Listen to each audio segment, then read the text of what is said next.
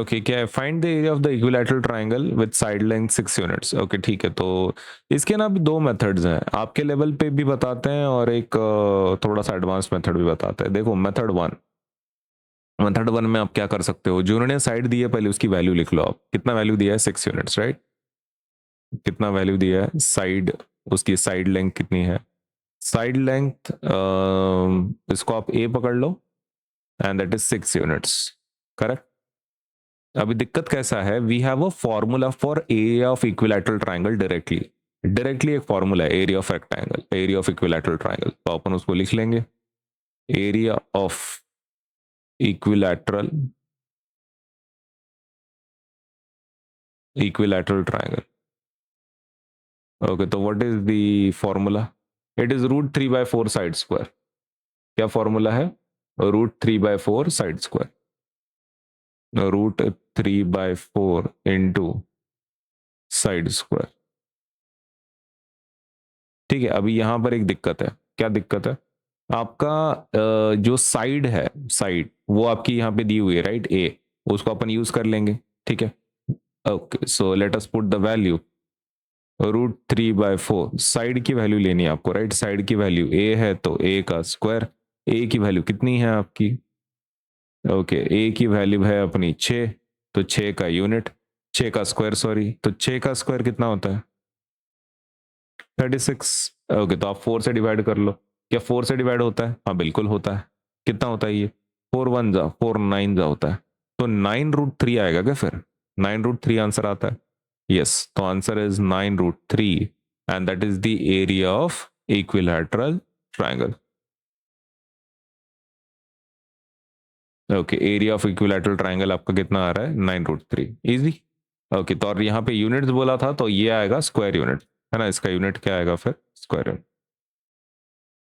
लेकिन ये कैसा ना, मुझे नहीं लगता ये वाली मेथड आपको अप्रूव करेंगे स्कूल में, भले ही वो करेक्ट है, वेरी मच टेक्निकली करेक्ट, कोई भी गलत नहीं बोलेगा इसको, लेकिन आपके स्कूल के लेवल पे मुझे नहीं लगता कि ये हो पाएगा, क्योंकि ये जिस चैप्टर में ये क्वेश्चन एग्जिस्ट करता है वो पाइथागोरस थ्योरम के बारे में है। अब पाइथागोरस का थ्योरम इसमें अपन ने यूज भी नहीं करे। पाइथागोरस थ्योरम वो 90 डिग्री के ऊपर बेस्ड है ना, ये 90 डिग्री वाला, तो वैसा उनको कुछ प्रूफ चाहिए, ठीक है? तो ये मेथड वन मेरे हिसाब से तो एक्सेप्ट यूज करो ही मत। आपके टीचर अगर एक्सेप्ट कर रहे हैं तो एक बार आप पूछ लो, क्योंकि इसमें खाली फॉर्मूले याद रखना पड़ता है, फॉर्मूले का रट्टा मारा तो आंसर जल्दी से आ जाता है। लेकिन अगर आपके टीचर एक्सेप्ट नहीं कर रहे, एक बार पूछ लेना, एक्सेप्ट करते तो बहुत अच्छी बात है, बहुत बहुत ही गुड न्यूज़ है। लेकिन अगर नहीं कर रहे हैं वो, ओके, तो कोई दिक्कत नहीं है, मैं आपको पाइथागोरस थ्योरम वाला मेथड भी समझा देता हूँ कि how it works. Okay, so अपने पास एक ट्राइंगल ले लो, ठीक है? Equilateral triangle. इक्विलैटरल ट्राइंगल की स्पेशलिटी होती है कि तीनों साइड सेम रहते हैं इसके, all the sides are equal. Okay, तो मैं इसको नाम दे देता हूँ, let me call it A, let me call it B, let me call it C, और मैं यहाँ पर एक परपेंडिकुलर खींच रहा हूँ। मैं क्या कर रहा हूँ? परपेंडिकुलर खींच रहा हूँ यहाँ से ए से, ठीक है? परपेंडिकुलर खींच रहा हूँ ए से, और मैं उसको नाम दे रहा हूँ डी। क्या नाम दे रहा हूँ? D. Okay, so this is our figure, ठीक है? एबीसी कौन सा ट्राइंगल है फिर? Triangle ABC is equilateral triangle, equilateral triangle है वो, ठीक है? ओके, अब इसमें सभी सेम रहते, right? All sides of equilateral triangle are equal, सबके इक्वल्स हैं, तो अपन लिखेंगे A B is equals to B C is equal to A C is equal to, सबका वैल्यू दिया है, राइट? ओके, कितना दिया है? साइड लेंथ 6 दिया है, तो 6 यूनिट्स है।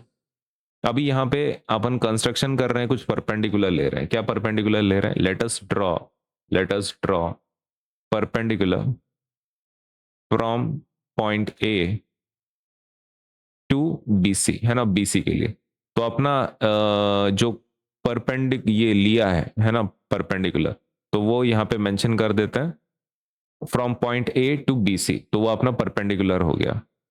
Late us call this perpendicular AD, ठीक है? तो एडी आपकी क्या होगी? हाइट होगी, दस एडी इज दी हाइट, बराबर? एडी आपकी हाइट हो गई ना, क्योंकि परपेंडिकुलर को ही हम लोग क्या बोलते हैं?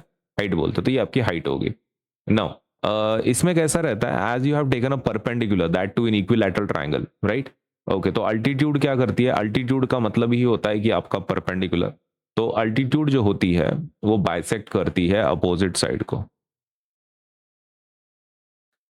ओके, अल्टीट्यूड, ये यही तुम्हारी अल्टीट्यूड है एडी, तो वो क्या करती है अपोजिट साइड को जहां पे वो परपेंडिकुलर डालती है तो उसको दो हिस्सों में बांट देती है वो। मतलब B D is actually equals to D C, मतलब ये जो आपका अल्टीट्यूड है दैट इज ए डी, आपके बी सी को बाइसेक्ट कर दिया। Altitude A D bisects the opposite side B C, bisect कर रहा है। अगर वैसा है तो बी सी आपके दो हिस्सों में बट रहा है, राइट? ओके, तो दोनों को लिख लेते हैं अपन। So that means actually BD is equals to DC is equals to BC by 2, बराबर है? ये दो हिस्सों में बट रहा है और दोनों हिस्से की प्राइस है, वैल्यू है BC का हाफ। तो BC का वैल्यू कितना है? BC वैल्यू इज एक्चुअली 6 और ये डिवाइडेड बाय 2 है, तो ये 3 यूनिट्स आएगा। कितना आएगा? 3 यूनिट्स। और 3 units is the answer. Now आपका ट्राइंगल हम लोग फिर से बना लेते हैं, ये ट्राइंगल फिर से बना लेते हैं, राइट?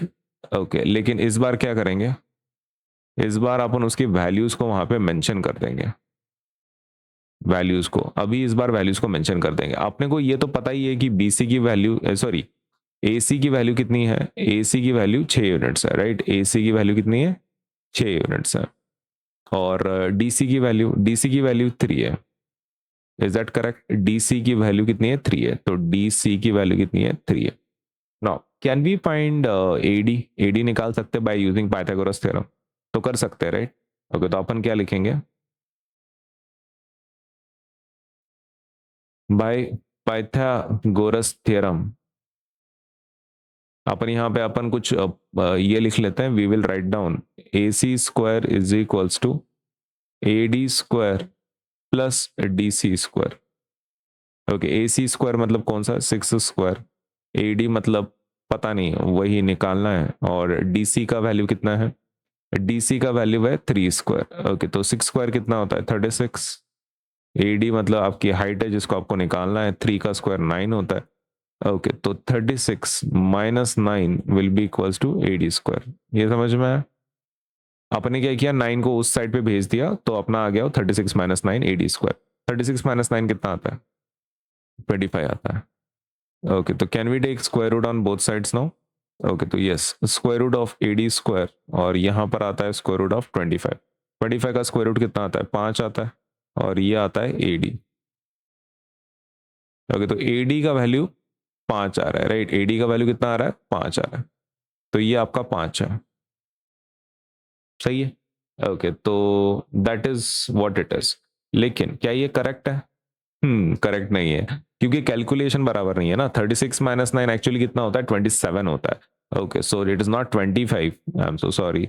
ओके, तो ये कितना आ जाता है एक्चुअली? ये है 27। ओके, तो 27 का स्क्वायर रूट लेना पड़ेगा अपने को, तो अपना आंसर टेक्निकली कितना आ रहा है? रूट 27। ओके, तो this is not correct, this is root 27।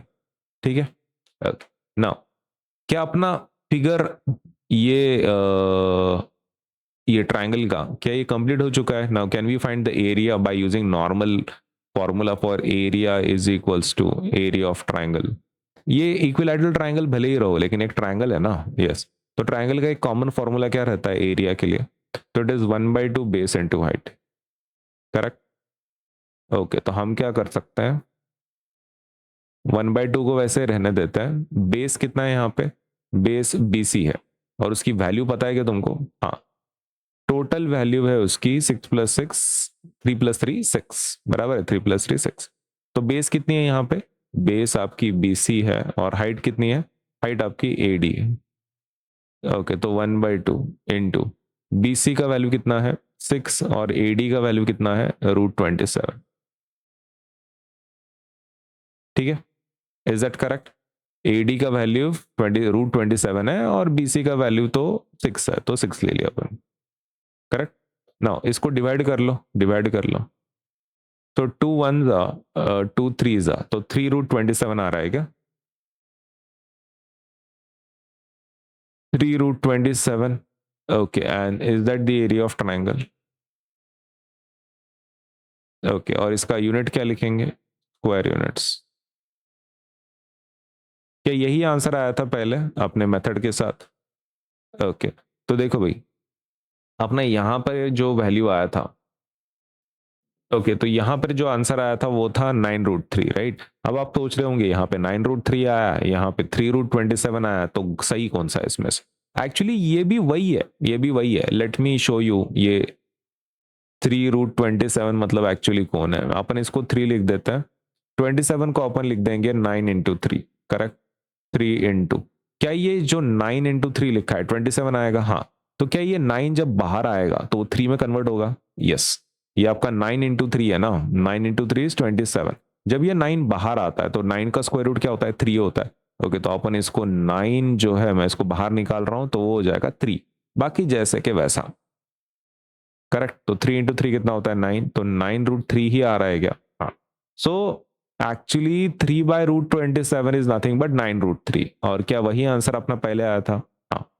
अभी समझ में आया? मतलब दोनों तरीकों से आंसर सेम ही आता है। आपका ये तो एकदम बहुत जल्दी हो जाता है, ये इसको थोड़ा टाइम लगता है, लेकिन कैसा है, चैप्टर के हिसाब से बौद्धियाना, पाइथागोरस थ्योरम वगैरह हम लोग यूज कर रहे हैं, तो because of that this method becomes more correct आप फॉर दिस क्वेश्चन। अगर आपका स्कूल के टीचर ये आपको अलाउ कर रहे हैं तो आप ये यूज करो, नहीं तो भाई ये मेथड यूज कर लो। मस्त क्वेश्चन बनाना है आपका, फिगर इक्विलैटरल ट्रायंगल बोलना है, वैल्यू सबकी बता देनी है कि भाई 6 यूनिट्स है बोल के। Okay, mention it, this is 6, this is 6, this is completely 6। उसके बाद कंस्ट्रक्शन कर लेना है, परपेंडिकुलर ड्रॉ करनी है। परपेंडिकुलर ड्रॉ करने के बाद आपको बताना है कि परपेंडिकुलर की वजह से अपोजिट साइड दो हिस्सों में बढ़ जाती है, बाइसेक्ट हो जाती है। तो यहाँ पे 3+3 का वैल्यू आ रहा है, correct. Okay, now you can take Pythagoras theorem. Pythagoras theorem लेने के बाद आपको ये ट्रायंगल लेना है, इसमें बोलना है कि AC² AD² प्लस DC²। इसमें से आपको AD की वैल्यू मिल जाएगी विच इज √27। जैसे ही वो तुमको मिल गई √27, now you can use your regular formula area of triangle 1/2 base into height. Okay, तो BC की वैल्यू तो आपको ऑलरेडी पता है 6, और आपकी जो हाइट है वो है AD, तो वो ले लेंगे। एक एक काम करो, क्या मैं टाइम पास चीज़ है मैं निकाल देता हूँ, ठीक है, ज़रूरत नहीं थी इसकी, ज़रूरत नहीं थी अपने को, तो इसलिए अपने वो चीज़ मेंशन नहीं की। तो 3√27 इज योर आंसर। 3√27 आपको तो पता ही है ना, 3√27 एक्चुअली कौन है? It can also be written as 9√3। हाँ, तो दोनों आंसर सही है, both answers are correct, it is one and the same thing.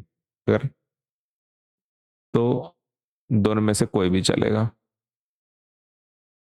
तो दोनों में से कोई भी चलेगा, दैट इज योर आंसर।